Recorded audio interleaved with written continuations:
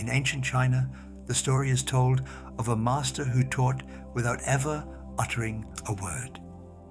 His disciples came from afar to receive his wisdom, sat in a circle around him, and left transformed after hours spent in profound silence. One day, an impatient visitor challenged him, "Master, when will you finally teach us?"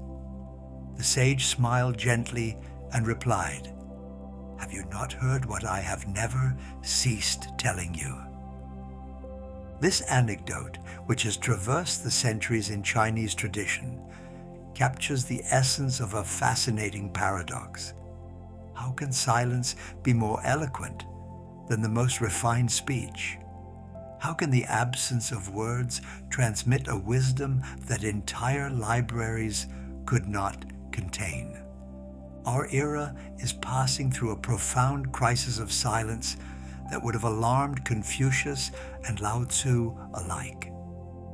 This crisis manifests not only through the increase in external noise, though our cities have indeed become increasingly loud, but through a more subtle and more troubling transformation in our inner relationship to silence and speech.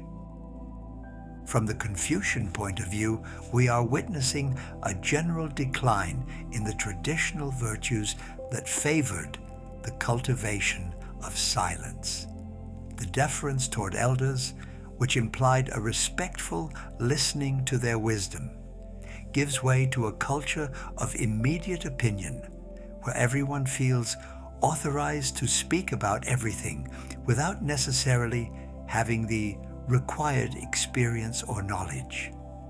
This inflation of individual ego at the expense of recognizing collective wisdom constitutes one of the major obstacles to authentic silence. The respect for natural hierarchies, not blind obedience, but that recognition that experience and cultivation merit deference, is progressively disappearing from our societies. This loss creates a climate where everyone's speech is supposed to be worth everyone else's, regardless of its relevance or depth.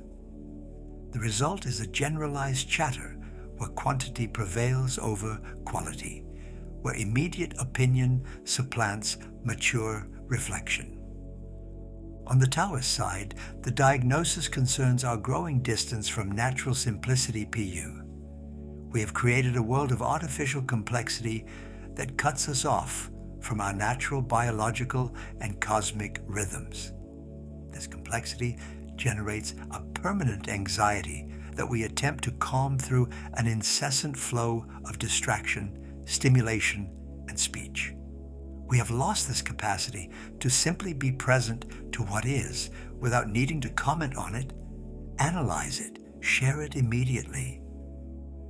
This flight from silence often reveals a profound fear, that of finding ourselves face to face with ourselves without the masks and roles that define us socially. Authentic silence confronts us with questions we prefer to avoid. Who are we really? What do we truly want? What truly gives meaning to our existence? This confrontation with the essential can be destabilizing for those unprepared for it. Social networks and digital technologies considerably amplify these tendencies. They create an illusion of permanent connection that often masks profound solitude. The obligation to constantly share one's thoughts, emotions, and activities transforms intimacy into spectacle and silence into something suspect. Those who do not post, do not comment, do not react immediately to every social stimulus are perceived as absent or antisocial. This permanent overexposure of oneself progressively destroys that interiority necessary for authentic silence. How can we cultivate a rich inner life when everything is immediately externalized, exhibited, submitted to the judgment of others? This compulsive externalization deprives us of those moments of silent maturation where experiences transform into wisdom, where raw emotions refine into deep understanding. The confusion between silence and pathological mutism constitutes another major obstacle. Our therapeutic culture sometimes tends to pathologize silence, to systematically see in it a symptom of depression, repression, or social dysfunction. This reductive vision prevents distinguishing creative silence from mortifying silence, wise restraint from morbid inhibition. This confusion is particularly damaging in education. Children who prefer to observe rather than speak, to reflect rather than react immediately, are often considered to have a problem that must be corrected. This pathologizing of the contemplative temperament deprives our society of precious diversity and pushes toward normalizing a single model of sociability. The general acceleration of the pace of life also constitutes a structural obstacle to silence. In a world where everything must go faster and faster, where efficiency is measured by speed of reaction, the time necessary for silent reflection appears as a luxury we can no longer afford. This logic of permanent urgency methodically destroys the conditions necessary for cultivating silence. And finally, the loss of spaces and times traditionally devoted to silence contributes to this crisis. Libraries become noisy, collaborative workspaces. Public transportation resonates with telephone conversations. Even places of worship are often filled with music and animation. This disappearance of sanctuaries of silence in public space deprives our society of refuges necessary for contemplation and recollection. As Confucius would observe, this crisis of silence reflects a deeper crisis of personal cultivation. He saw in silence a cardinal virtue of the exemplary person, the Yunzi. For him, knowing when to remain silent testifies to a superior wisdom, a self-mastery that distinguishes the cultivated being from the vulgar chatterer. Reflect 3 times before speaking, he counseled, valuing this restraint that allows thought to ripen before manifesting in speech. Lao Tzu, for his part, perceived in silence the original simplicity of the Tao. Those who know do not speak. Those who speak do not know, he affirmed, pointing toward this truth that direct experience always transcends the discourse that claims to describe it. In his vision, silence is not only a human wisdom, but participation in the cosmic order itself. This convergence is not fortuitous. It reveals a profound intuition shared by these 2 great voices. Authentic silence opens a space where what is noblest in the human being can unfold. It permits true listening, cultivates wise restraint, and reveals those dimensions of communion that escape ordinary language. This wisdom of silence expresses itself through 3 essential dimensions. First, the silence of true listening, which transforms our relationship to others. Then, the silence of wise restraint, which elevates the quality of our expression. Finally, the silence of deep communion, which reconnects us to the essence of our humanity. One who knows how to listen hears what is not said, Confucius teaches us in the Analerta. This phrase reveals one of the richest dimensions of silence, its capacity to create the space necessary for authentic listening, that which goes beyond words to grasp the essential of what is communicated between beings. In Confucian thought, true listening constitutes one of the fundamental virtues of the exemplary person, the Junzi. It is not limited to simple passive reception of information, but engages our entire being in an act of recognition and respect toward others. This silent listening becomes a moral act in itself, a way of honoring the dignity of the one who confides in us. Observe the difference between one who listens to understand and one who listens to respond.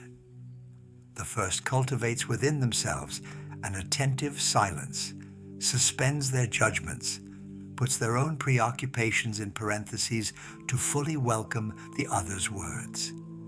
The second, on the contrary, uses moments of silence only to prepare their reply, their argument, their demonstration of superiority.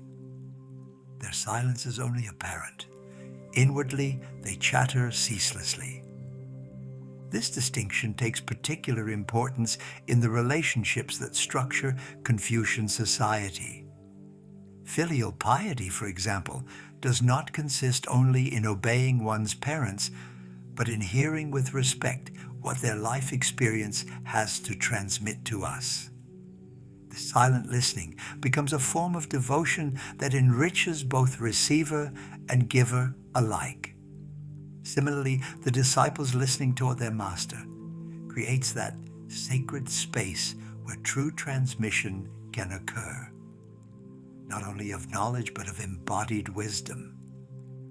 The Confucian leader, whether family patriarch or emperor, also cultivates this quality of listening.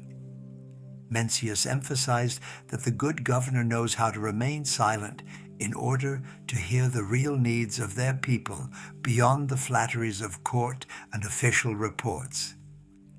This silent listening thus becomes an instrument of social justice and collective harmony. This listening takes on an even more contemplative dimension among the Taoists.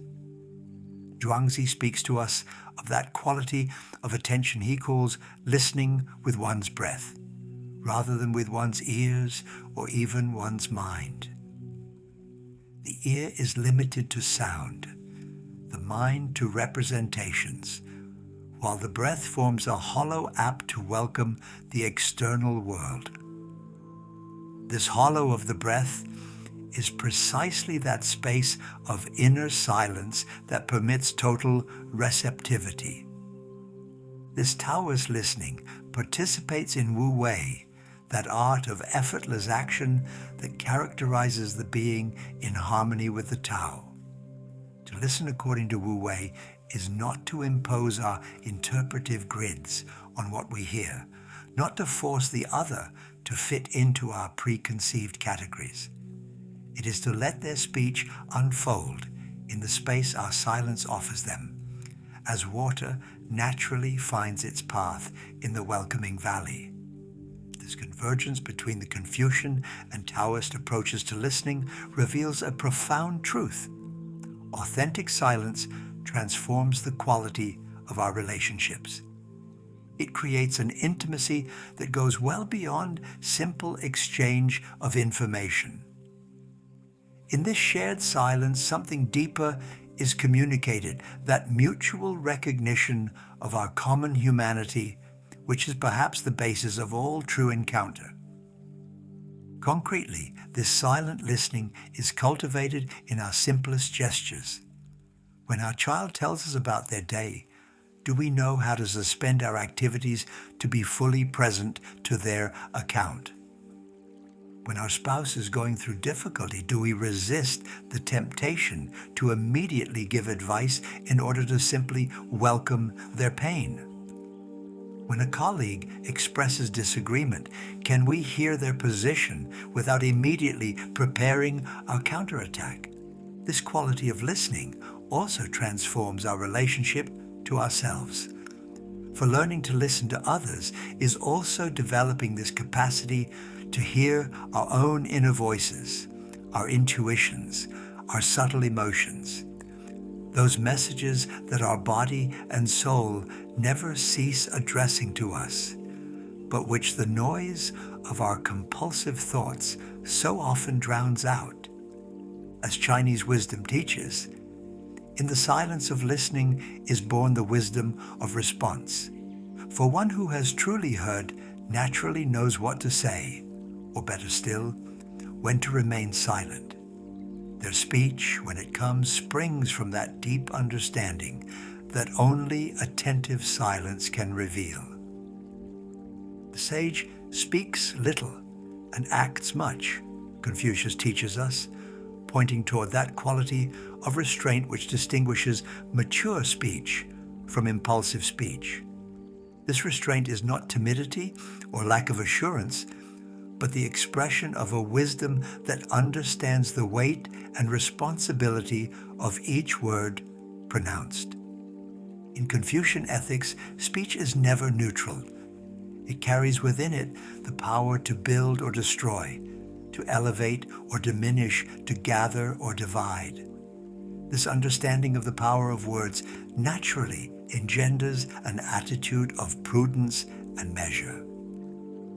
Reflect 3 times before speaking, counsels the Master, for inconsiderate speech can cause irreparable damage. Wise restraint manifests first in avoiding what Confucius called vain words, those discourses that serve only to fill the void, to shine in society, or to mask our own unease with silence. The Yunzi, the exemplary person, prefers significant silence to insignificant chatter. They understand that silence can sometimes express more respect, wisdom, or compassion than the finest speeches. This restraint extends particularly to hurtful words. Mencius developed this idea by emphasizing that personal cultivation, zhuyang, necessarily includes mastery of one's tongue, not to repress one's emotions or opinions, but to express them constructively rather than destructively. How many relationships have been broken by words spoken in anger, by hasty judgments, by reproaches formulated at the wrong moment? Confucian restraint also concerns the protection of others' secrets and intimacy. Knowing how to remain silent about what has been confided to us testifies to a fundamental moral integrity. This discretion creates the trust without which no deep relationship is possible. It also protects against slander and gossip that poison the social atmosphere. On the Taoist side, this restraint takes a different but complementary coloration. Those who know do not speak. Those who speak do not know. Lao Tzu affirms with that disconcerting simplicity that characterizes his teachings. This phrase does not condemn speech itself, but points toward a subtle truth. Direct experience of truth always transcends its verbal description. This Taoist restraint is born from recognition of the fundamental inadequacy between lived experience and its translation into words. The Tao that can be named is not the eternal Tao. The Tao Te Ching begins, establishing from the outset this mistrust toward the pretension of language to circumscribe the essential. This linguistic humility naturally engenders a restraint that prefers showing to telling, being to explaining. This convergence between Confucian and Taoist restraint reveals a common wisdom, one that understands that the less we speak, the more weight our words carry. Like a sculptor who removes material to reveal the hidden form, one who cultivates restraint eliminates verbal surplus to let the essential emerge. This wise restraint manifests concretely in numerous situations of our daily life. Faced with unjust criticism, resisting the impulse to justify oneself immediately often permits a more measured and more effective response. In conflict, knowing how to pause before responding can transform a destructive escalation into constructive dialogue. As parents, learning to resist the temptation to constantly give advice allows our children to develop their own capacity for reflection. This restraint also transforms our relationship to opinion and judgment. Our era suffers from an inflation of commentary. Everyone feels obligated to have an opinion on everything and to express it immediately. The wisdom of restraint invites us to finer discernment. On what do I truly have sufficient knowledge to deserve to speak? Will my words bring something constructive, or do they merely add to the ambient noise? Wise restraint also cultivates that quality of speech the Chinese call words like gold, rare, precious, weighed. One who speaks little but justly naturally acquires a moral authority that surpasses that of the most brilliant orator. Their silences become eloquent. Their rare interventions carry particular weight. As a Chinese proverb magnificently expresses, deep words are born from deep silence. This restraint does not impoverish our expression. It enriches it by giving it that density, that authenticity that can only be born from the silent maturation of thought and feeling. Between true friends, there is no need for words, Confucius observed, revealing this dimension of silence that transcends simple communication to attain a form of communion uniting beings beyond words. This third facet of silence makes us discover that the most precious moments of human existence are often lived in a shared presence that does not need language to express itself. In the Confucian tradition, this silent communion finds its noblest expressions in the ritualized relationships that structure society. Moments of family recollection before the ancestors, for example, create a sacred space where the essential of family identity is transmitted, not through speeches, but through this respectful presence that connects generations. These ritual silences carry within them all the richness of collective memory and shared values. The relationship between master and disciples offers another example of this silent communion. Confucius himself reported that his best students were often those who knew how to remain beside him in silence, absorbing by osmosis that quality of being which cannot be transmitted by words alone. This silent presence permits a form of teaching deeper than all lectures, one that transforms the very being of the disciple through proximity to embodied wisdom.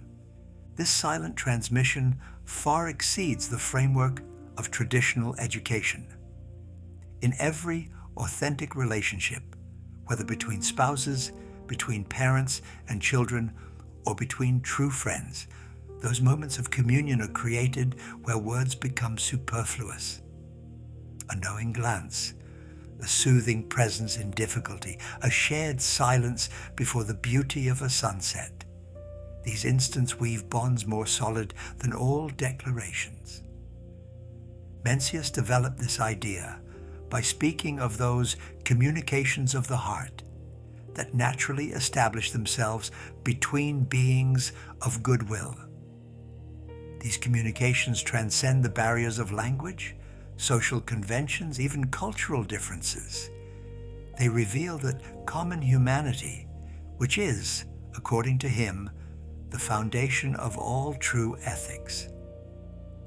On the Taoist side, this silent communion takes on a cosmic dimension. Zhuangzi speaks to us of those privileged moments when the human being recovers their natural place in the universal order, no longer as a separate individual who bustles and demands, but as a particular expression of that great movement of harmony animating all existence. This Taoist communion is experienced particularly in contemplation of nature.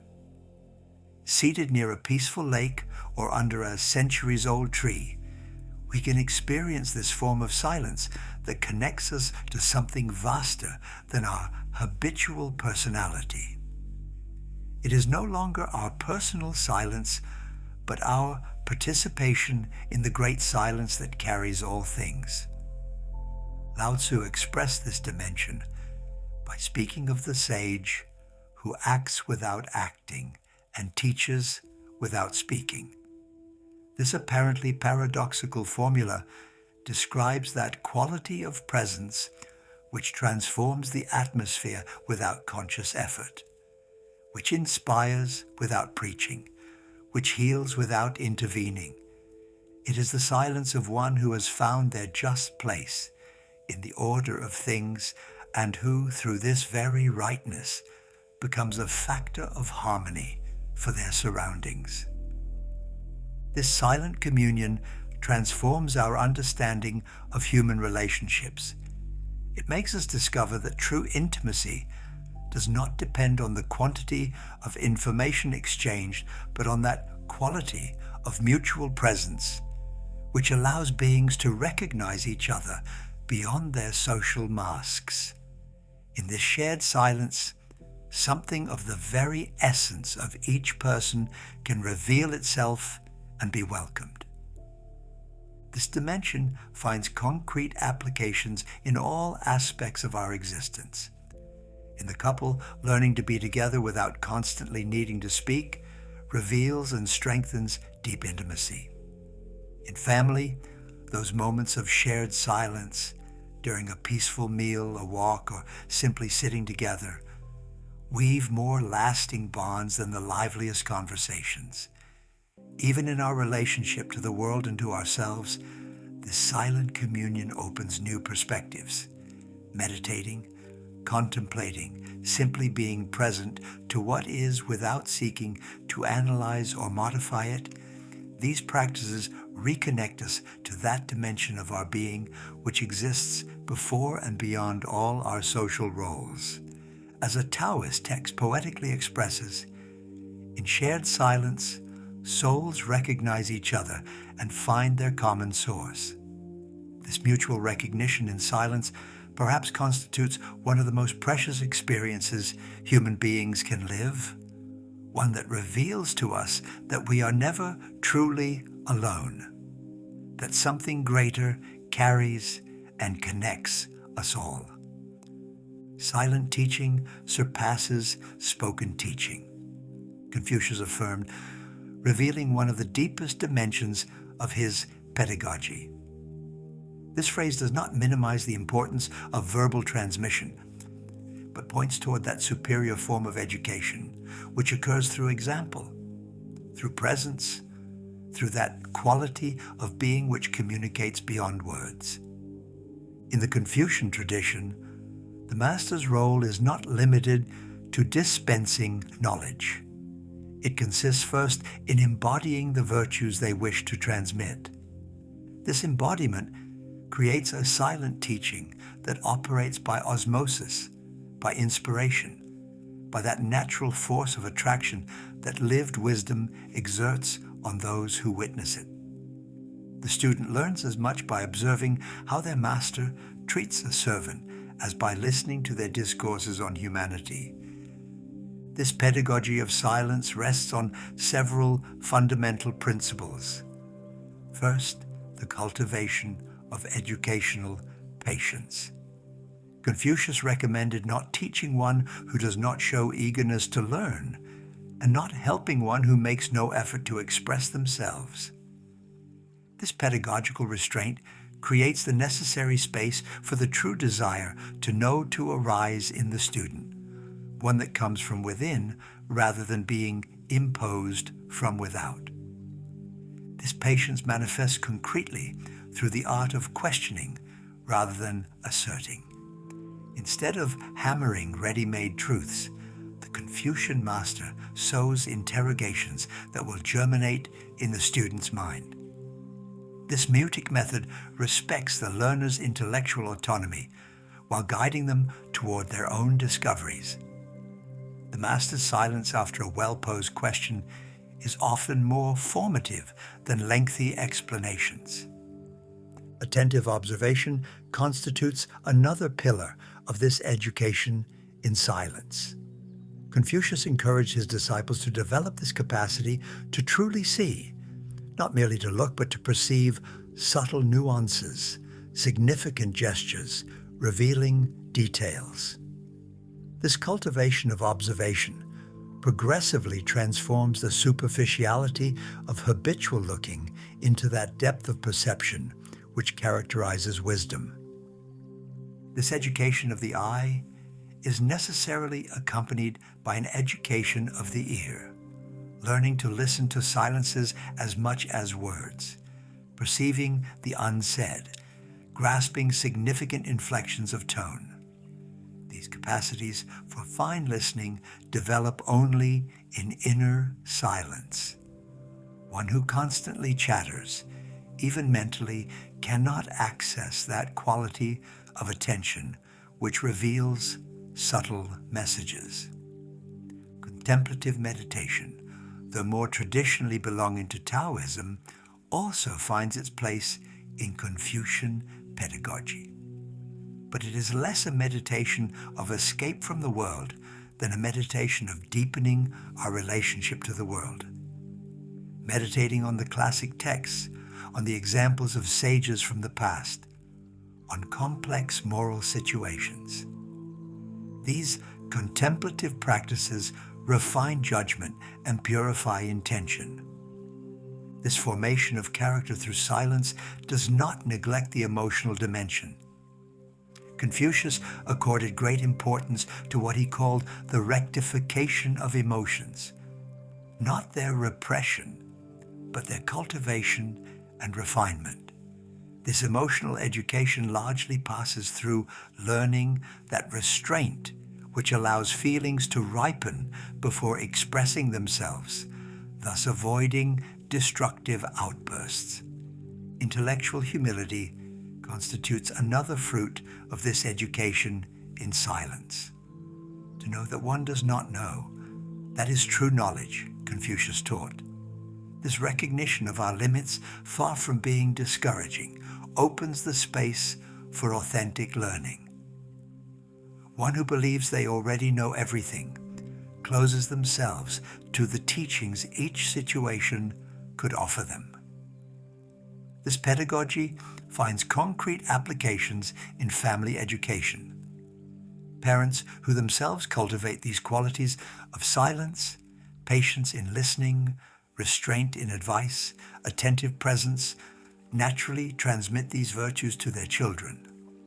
This transmission operates less through discourses on the importance of silence than through the example of a life where silence has its rightful place. The progressive learning of these different dimensions of silence transforms not only the individual, but the quality of their relationships and their participation in social life.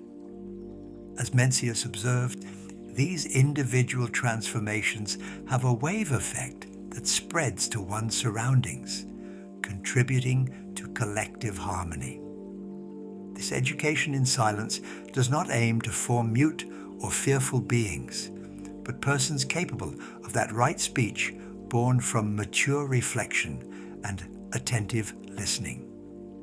For as Confucius taught, right words are born from right silence, and right silence is born from a righteous heart.